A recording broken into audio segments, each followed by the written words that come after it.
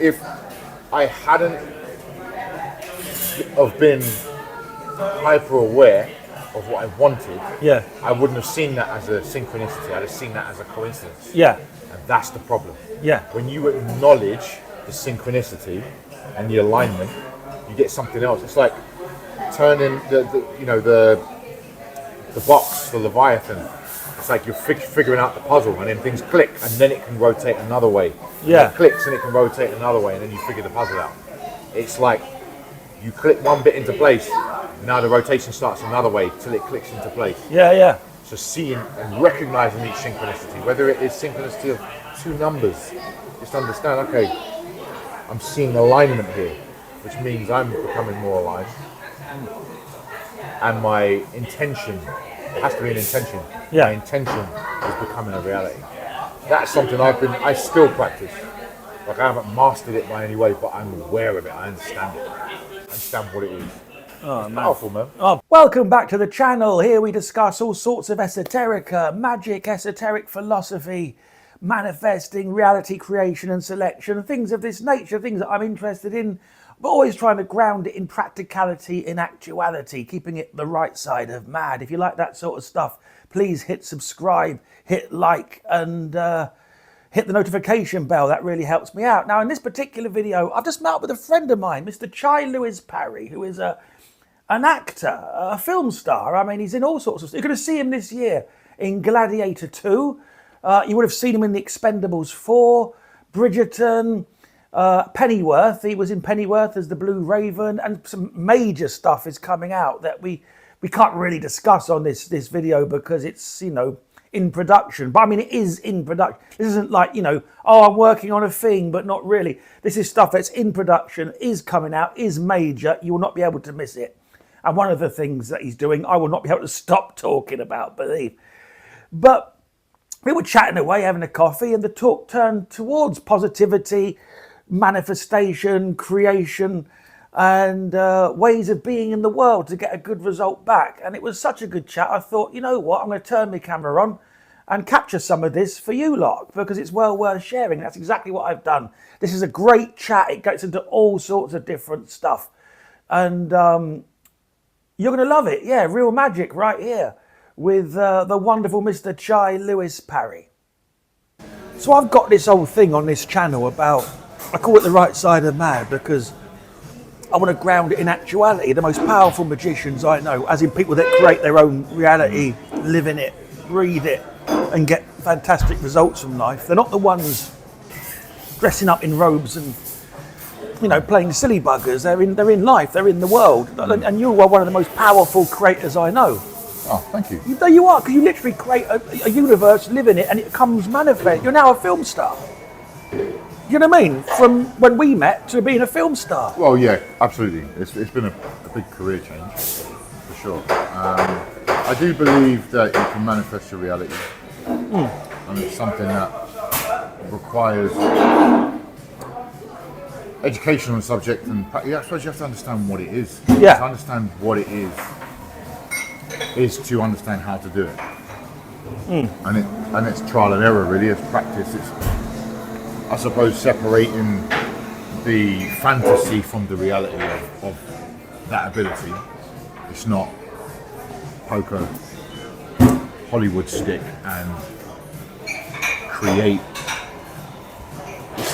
from thin air this magical reality. It's actually, I guess, zoning in and focusing on what it is you want and ignoring all of the nonsense that comes in along the way to derail you.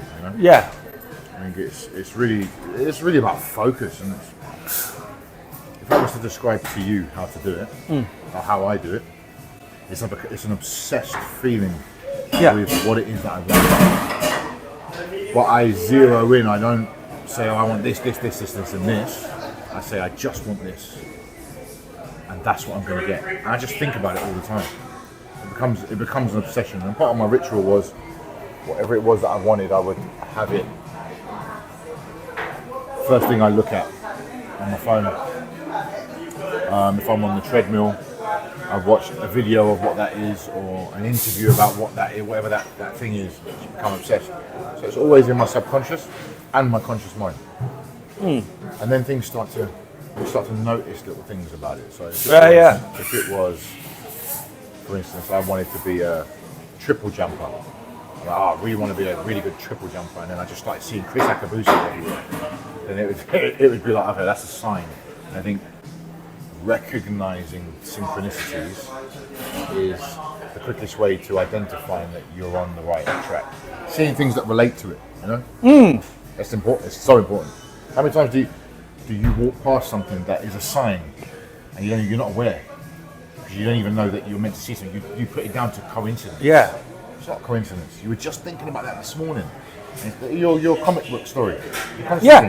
It's like there's no way that was a coincidence. There's just no way. It's not possible. No. It's not possible. It's not possible. Of all the places you could have been in the world, all the things you could have been looking for, you went in there with a specific intention, and you set that intention. Was it 4 or 5 weeks before? Yeah. There's no coincidences, man. It was meant to happen. But it's like, because you are one of the you're one of the greatest manifestors I've ever met. But without you put it in those terms, you don't. I mean, what's the word I'm looking for? You do your will. Mm-hmm. No matter what's going on around you, you do your will and you prevail. In life, things work out. You get there. You stay on track. Do you know what I mean?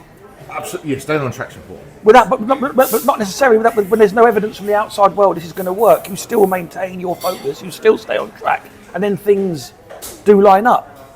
I think that's probably part of the problem, though. Am I wrong? No, you're not wrong. It's easy to stay on track because the track's internal. The outside world should have zero effect on it. So if I know what I'm doing, where I'm going, how can I be derailed? I know where I'm going. You can throw an obstacle to the outside world, but you could stick me in prison right now. I'm only in prison here if I agree that I'm in prison. I just think there's an incredible power in that. Yeah. The rules apply with everything we're doing. I'm not necessarily sitting here having this conversation if I don't want to be. No, not at all. I'm where I choose to be, and that's a power in itself. Yeah,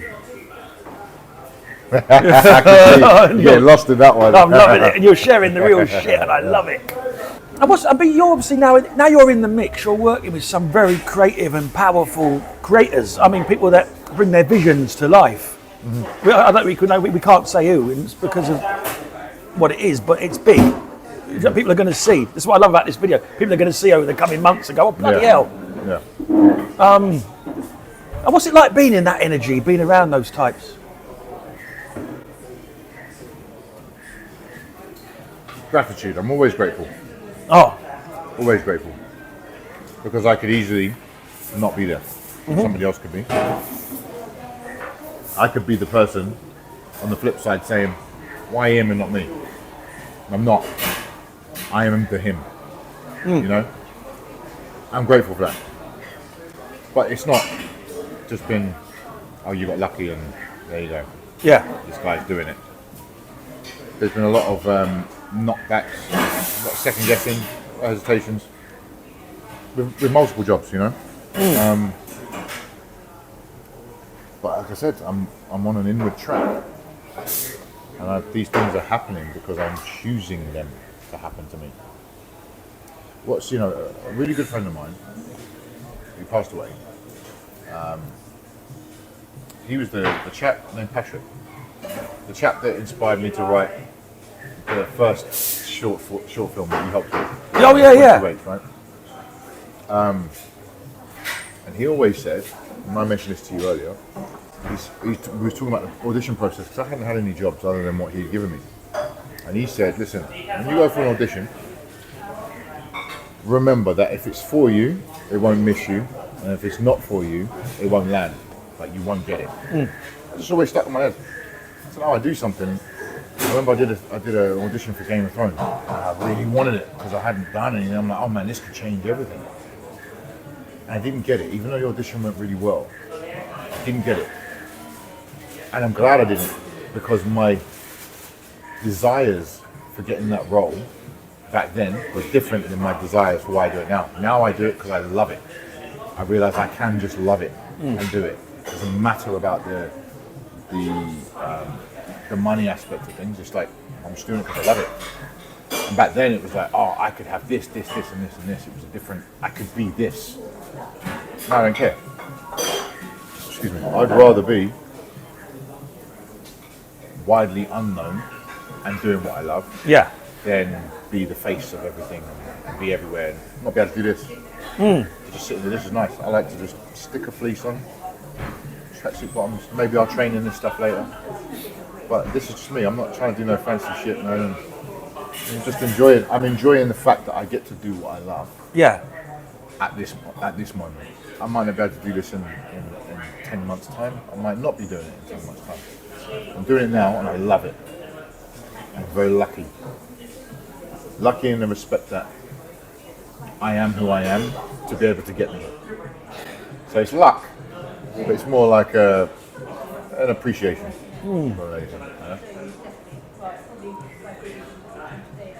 You falling in love over there? I am deeply. I could sleep safe in those arms. I could.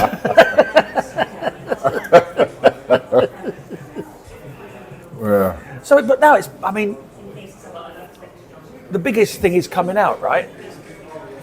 I know. I can't really say what it is, but the biggest thing is coming. Am I allowed to say that? Well, the biggest thing I've done. I can't not allowed to say what it is. I can say there is something big coming though, or would you rather not? We're talking about Gladiator. Yes. Oh, you can say that. Oh, right, yeah. So Gladiator 2 is obviously a fairly big deal. And that was a sort of a case of manifestation in action. You were telling me in that you got in it via one, but then it started, with your will, it became more and more. You were able to maximise what was before you. I think it's always like you need to be in the room. Yeah. You have to be in the room. If you're not in the room, it's like you can't win a lottery without buying a ticket. Right? And you get in the room, and then a lot of people go, "Okay, cool. Well, I'm in the room. By hook or by crook, just get in the room." Then you got the argument of, "Okay, well, what do I do when I get in the room? How do I stand out?" We don't try to stand out.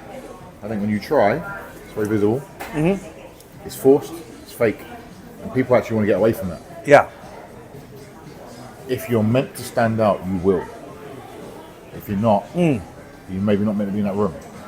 You have to force it. Me, I get in rooms via a job, and then I just start. That's when the magic starts happening. Things start shifting. It's like, well, he's come in at this level. He's not meant to be at that level. He's meant to be at this level. So that space in between, being in the room, I'll eventually find the groove, and this is where I'm supposed to be. Yeah. And this is where I stay. And you do it gracefully. You don't do it like I'm here now what's next? And that bit, like, I'm just like, look, I'm here to do a job. And that's another thing is the professionalism of it. I'm not trying to be everyone's mate and do all that. I'm just, you know me, I'm just happy to be around people. Absolutely. So, like you bring the joy. I mean, you're the most upbeat, positive, indefatigable. The amount of times I've called you and I've been like, fucking hell, Chai. And you've been like, oh, come on, man. Do you know what I mean? And it's just like giving me that much needed dig in the ribs to kind of. Well, we need to have reality checks. I think they're important. You know, like, are you being unrealistic in your pursuit? I think a lot of people are. A lot of people think.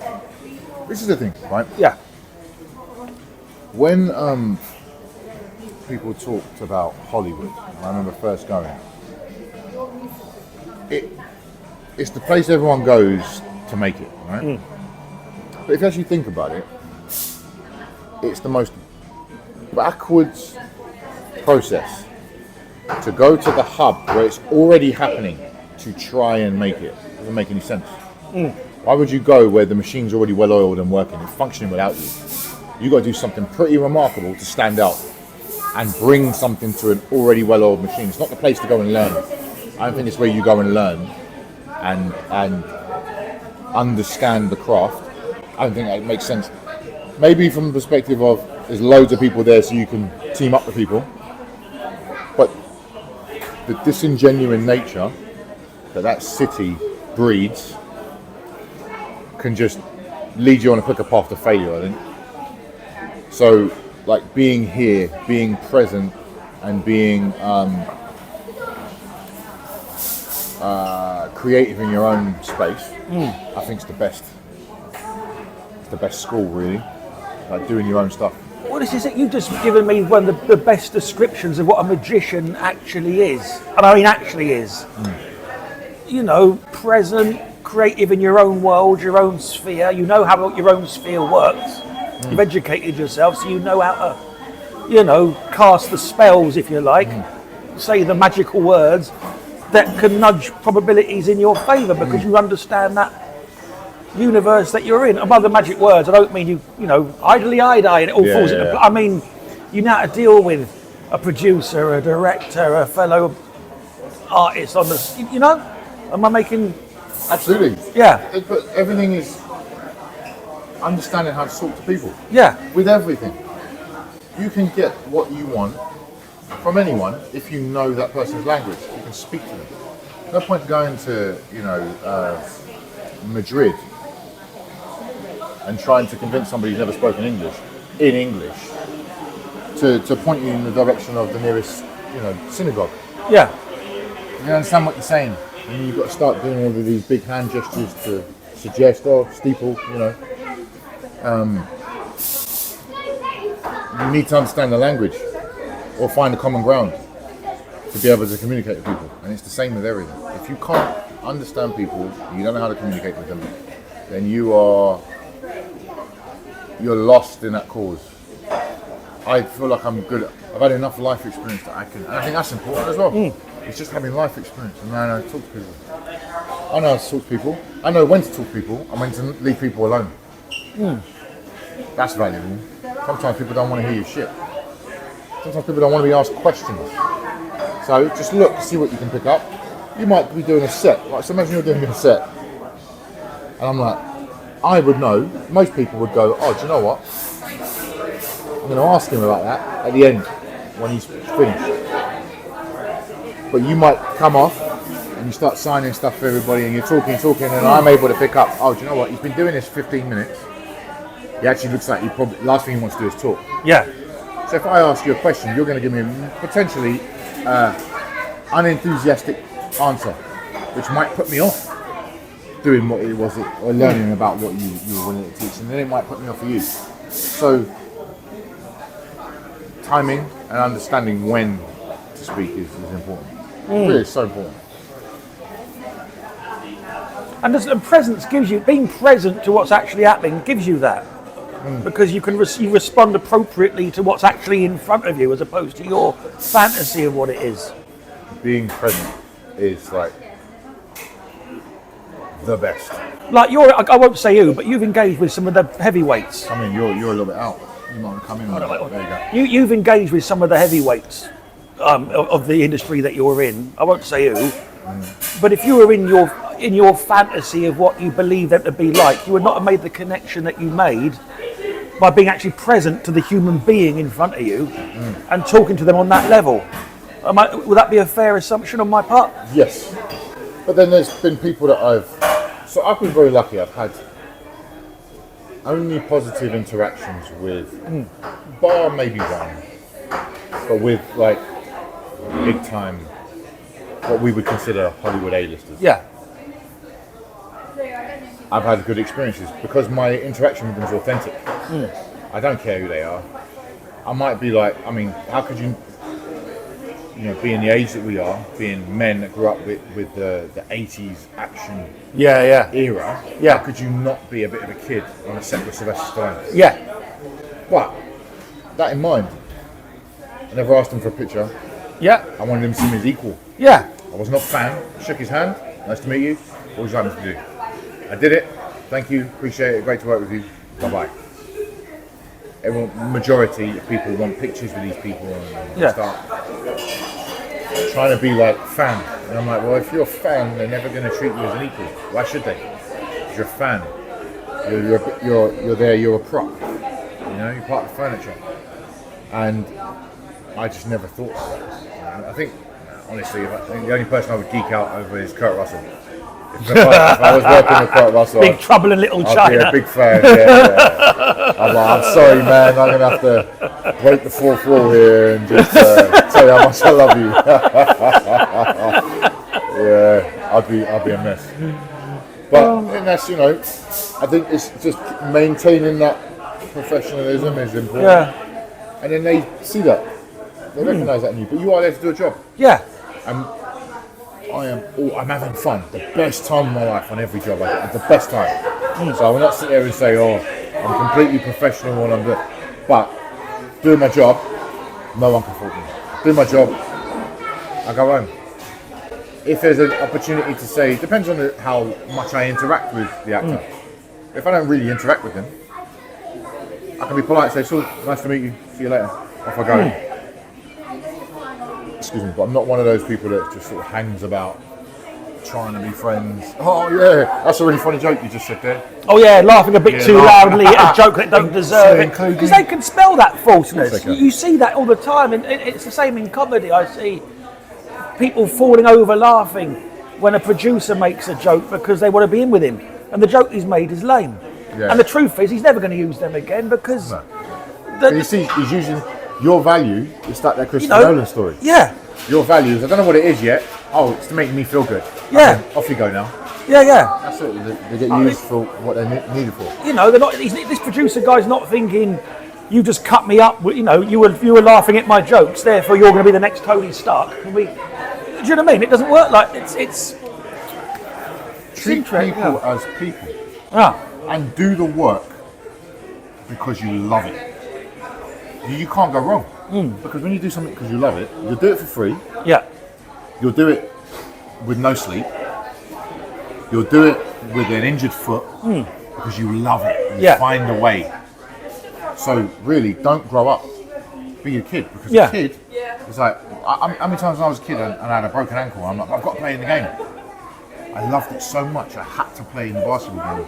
So I would tape up my ankle and I'd play with a broken ankle because I loved it. You need to find that is like the key ingredient. It's just being a kid. Stay a kid, because kids are honest to what they're doing. I just want to play. Yeah. This is play. Everything we're doing, we're playing a part. So just enjoy it because you love it.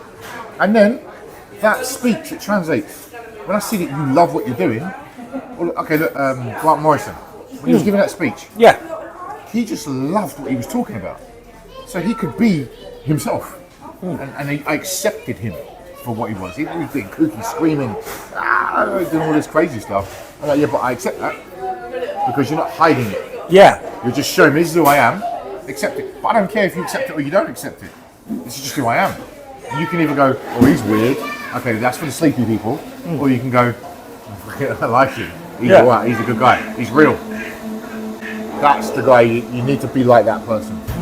And then it doesn't matter if it's a success or it's not a success. All that matters is the fact that you love doing it. Yeah, I don't care. I really wouldn't care if I made a film that I was just so passionate about. I love it, and I watch it back and I go, oh, I love that. Yeah. And it gets the worst percentage on Rotten Tomatoes, and no one watches it, and they're like, it's the worst film ever. I don't give a fuck. I don't care because I loved it. And I think people need to do that more. People are doing things for the dollar, aren't they? I'm learning that. I'm tragically late, but I'm For the quiff. Yeah. Oh, there is no no time, good. my friend. There is no time. There is no time. There is no time. It's because this is the other. Because although I mean, have you found that when your mind, your body, your emotions, all of it is aligned in that one direction? Do you find that synchronicity does increase around what you're doing? Yeah. Oh, yeah, for sure. Because you start to notice things that you're like, well, how many coincidences am I going to have today? Like, okay, give me an example. So, James Bond, 1996, GoldenEye's released. Simultaneously, the video game's released. That was a time of innovation for video games, technology, Nintendo 64, PlayStation. So that game really boosted the projection of the movie and what it meant to me. Because the game was just like, we were all playing it, you know? Just to get the game free with the Nintendo. But that started an obsession with James Bond and the franchise of James Bond, but specifically the Martin Campbell, GoldenEye, Martin Campbell, Casino Royale. Like those movies, they have a feel. So obviously, like the Martin Campbell style. And I became obsessed with that film, and I was like, I just have to be in the next James Bond film. Like it just has to happen. Like it was like that. That was not as Bond, but that was the if you think of it as a pulse, that was the pulse I was sending out to the universe, right? Then I start working with people that were involved with Bond or are still involved in Bond. Yeah. On all levels. And for real, I can't say who, but for real, yeah. On all levels. Then I'll be in a I went in a antique shop. So, never go in antique shops. For some reason I'm going there. I'm walking past. I was away. I walk past the antique shop. And I thought I'm going to go and look in there. I walk in there. I'm for some reason drawn to this like cabinet. I just go into this weird cabinet. They had some old cassette tapes and stuff. It was all just this old vintage stuff. So I get over there. I move this coat stand. And behind it, this cardboard cutout of Pierce Brosnan as James Bond just slides out and he's looking at me. And I was like, he's letting me know he's coming. Like it's just, if I hadn't have been hyper aware of what I wanted, I wouldn't have seen that as a synchronicity. I'd have seen that as a coincidence. Yeah. And that's the problem. Yeah. When you acknowledge the synchronicity and the alignment, you get something else. It's like turning the box, the Leviathan. It's like you're figuring out the puzzle, and then things click, and then it can rotate another way. Yeah. It clicks and it can rotate another way, and then you figure the puzzle out. It's like you click one bit into place, now the rotation starts another way till it clicks into place. Yeah. So seeing and recognizing each synchronicity, whether it is synchronicity of two numbers, just understand, okay, I'm seeing alignment here, which means I'm becoming more aligned. And my intention, it has to be an intention. Yeah. My intention is becoming a reality. That's something I still practice. Like I haven't mastered it by any way, but I'm aware of it. I understand it. I understand what it is.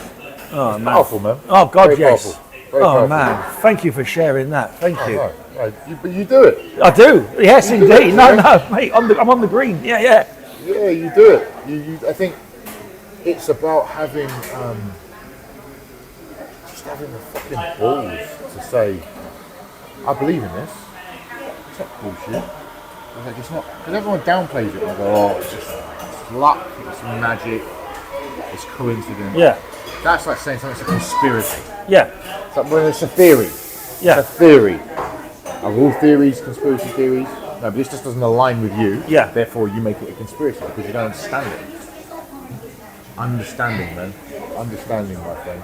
Understand yourself. Don't worry about anybody else. Don't worry about anybody else. Just do what you're doing, because there are going to be people, I've experienced them, people that come into your life and they're there and you think they're there for all the right reasons. But the only right reason that they are there is to show you that they shouldn't be there. And that archetype, that shell does not belong with you, because it will halt everything you got going on positive. And the hardest part is removing that. It's like removing a muscle that your body needs. It's like you need it, you think you need it. You don't necessarily need it. You know? Oh, man. Yeah. Thank you, mate. Thank you. Good chat. Good chat. And so good to see you as well. You too, it's so man. good to see you. Too. Thanks for sharing all that. Cheers, man. Oh, just I can see it's registering. I love it. I love it. I love it. Makes it all worth it. CHI LEWIS PARRY, everybody. Sweet.